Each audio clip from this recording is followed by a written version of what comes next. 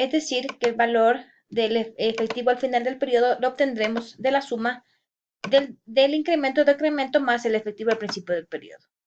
Aquí tenemos la fórmula C24 más C26 y obtenemos de igual el valor de acá, más este valor, y obtenemos los valores para los datos históricos y datos futuros. Luego tenemos lo que es el balance general, el mismo que debe estar cuadrado. Una vez elaborado el balance general, aquí tenemos los costos promedios ponderados. Una vez que tenemos el balance general cuadrado, tanto para los datos históricos como para los datos futuros, vamos a calcular el costo promedio ponderado, ¿no es cierto? De la siguiente manera. Aquí tenemos el costo promedio ponderado, que se calcula de la siguiente manera. Se toma el total de los pasivos, en este caso, total de los pasivos, aquí, total de los pasivos. ¿Sí ven? Total de los pasivos. Este valor de aquí se encuentra acá y así sucesivamente. Valor de los pasivos los obtenemos acá. Tomamos el total del patrimonio también. El total del patrimonio. Estos valores de aquí los obtenemos acá. Total de patrimonio. Estas dos cantidades se suman y tenemos el total del financiamiento. ¿Cómo lo obtenemos? La suma del total del pasivo más el total del patrimonio. Tenemos el total del financiamiento.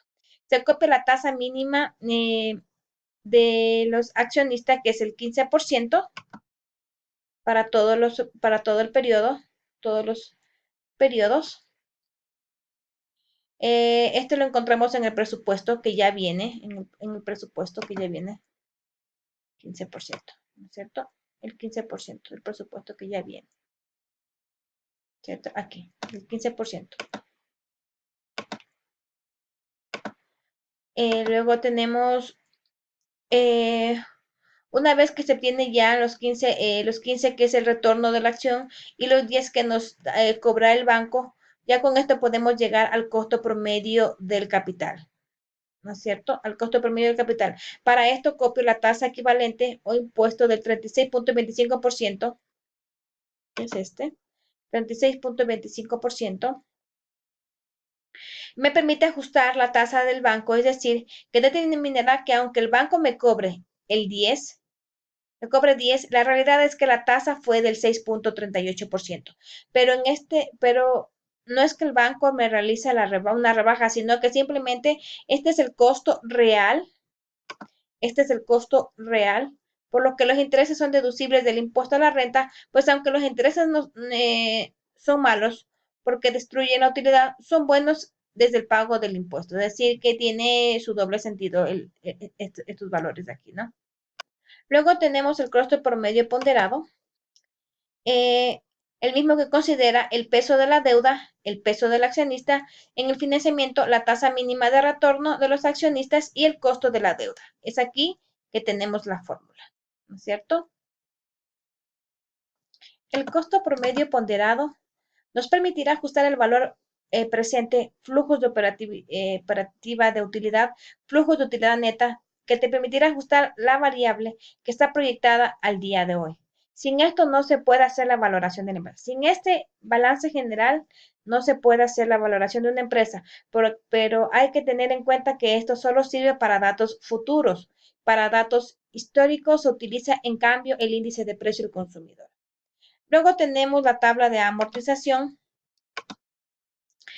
donde se realiza la tabla con la función de pago, ¿no es cierto? Ya con toda esta información, con presupuesto, estado de resultados, estado de efectivos, balance general y la tabla de amortización, con toda esta información se obtiene el presupuesto, las proyecciones, el estado de resultados, flujo de efectivo, tenemos el balance general. Ya podemos proceder a realizar los otros valoración de las empresas. En este caso tenemos el método 3, ¿no es cierto? Que es valor de la empresa corregido con la utilidad operativa histórica. Para llegar a este valor, tengo que tener claro que el dato histórico es hasta el año 5. Me va a servir para poder realizar este cálculo tomando del estado de resultados y tomando a futuro el año 10. En este caso, el estado de resultados. Datos históricos, ¿no es cierto? Vamos a proceder a realizar la valoración método número 3. Dice, para poder resolver este ejercicio, tenemos que tomar en cuenta la utilidad operativa, los mismos que se encuentran en el estado de resultados hasta el año 5, porque estamos basándonos en datos históricos. En el estado de resultados, la utilidad operativa hasta el año 5, ¿no es cierto? Aquí se toma el índice de precio del consumidor del año 5, que es el valor de 116.098,56. ¿De dónde salen estos valores? Para obtener este valor de aquí, primero vamos a obtener el índice de precio al consumidor. Luego de que ya tenemos estos valores, estado de resultados de operación del ejercicio, índice de precio al consumidor y el índice de precio al consumidor del año del 1 al 4, el factor de la, luego tenemos, sacamos el factor de la actualización, que consiste en dividir B para C y obtenemos este valor, ¿no es cierto? B dividido para C y obtenemos el valor. Luego, posteriormente, tenemos la utilidad de operación actualizada, que consiste en multiplicar A por D. A por D y obtenemos este valor. Luego tenemos la ponderación por ciento entre números de años históricos, que consiste en multiplicar este valor, por el 20%, ¿no es cierto? Y obtenemos el valor. Y el acumulado es, para el primer año tenemos el mismo valor, para el segundo, la suma del primero con el segundo, del primero con el segundo,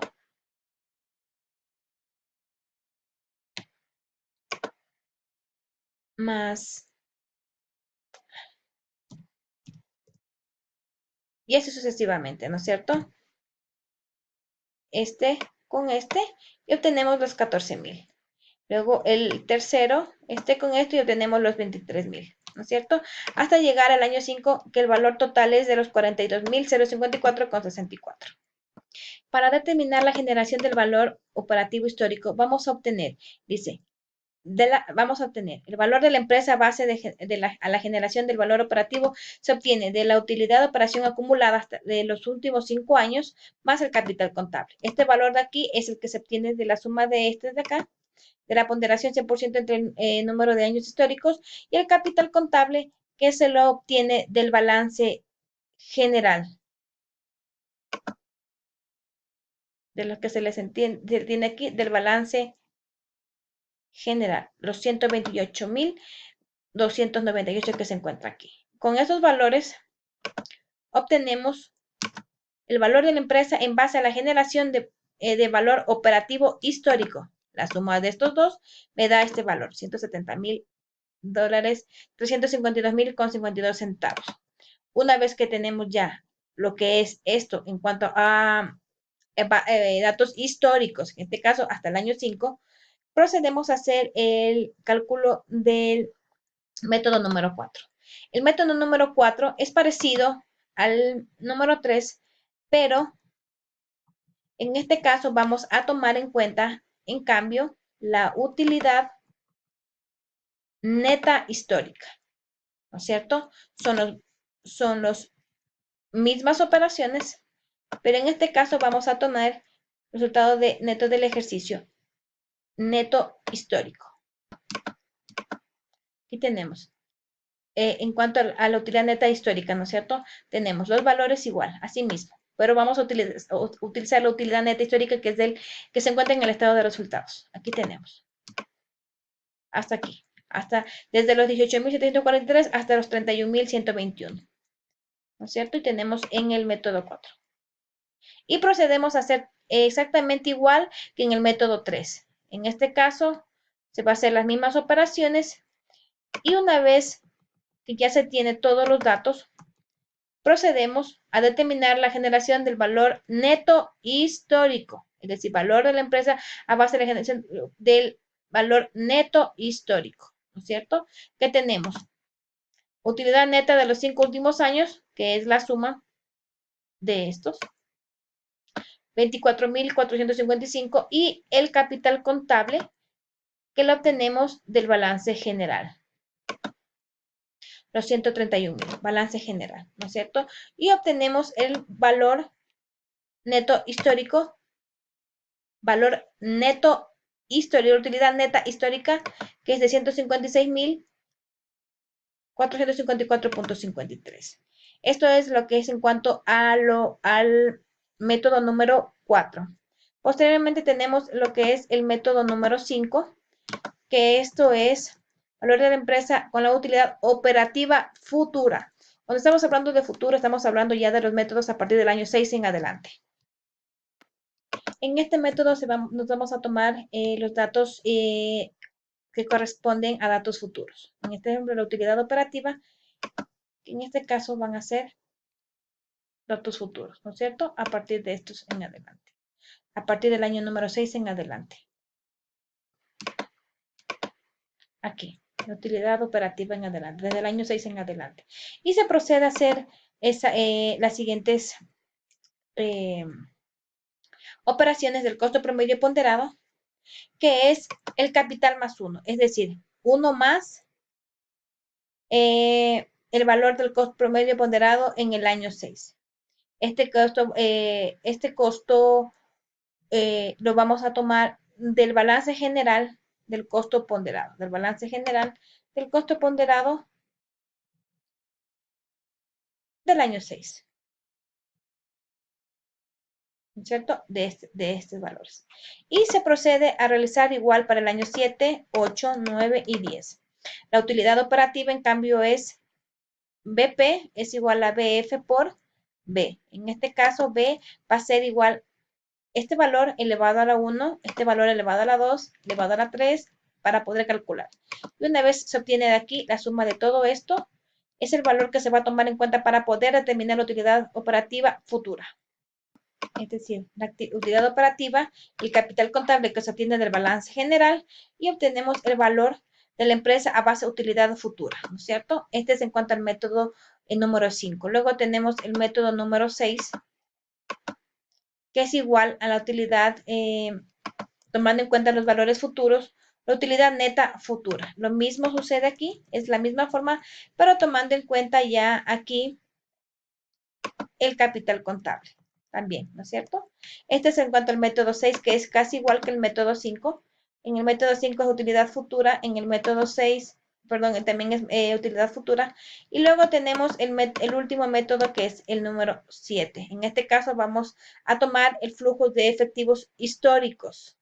Luego tenemos valor de la empresa más los flujos de efectivo histórico. Aquí tomamos en cuenta, es casi igual que los otros valores, pero aquí vamos a tomar valores de los flujos de efectivo de los 5 primeros años que se encuentran en el estado de efectivo. Aquí, los 5 primeros años. Y procedemos a realizar tal cual se resolvieron nosotros. Cada uno con sus fórmulas, ¿no es cierto? Y llegamos a obtener el acumulado de los 5 primeros años, que son los datos históricos, el capital contable, que está en el balance general, a ver, que son los 149,000, balance general, los 349,000, hablando del balance general, los 349,000, y obtenemos ya el resultado del método número 7. De igual manera sucede con el número 8, se va a tomar los futuros a partir del año 6 y se procede a realizar tal cual, como se hizo en los otros métodos, el flujo de efectivo, el acumulado, el capital contable y luego tenemos el flujo de efectivo futuro. Estos son los métodos para poder valorar una empresa que hemos estudiado hasta el día de hoy. Espero que la clase les haya gustado, me hayan entendido y muchas gracias a todos por su atención y sobre todo muchas gracias al profesor John Rosado por su colaboración y su ayuda con todos estos ejercicios que nos van a servir de mucho para nuestro futuro examen presencial. Que tengan buenas noches.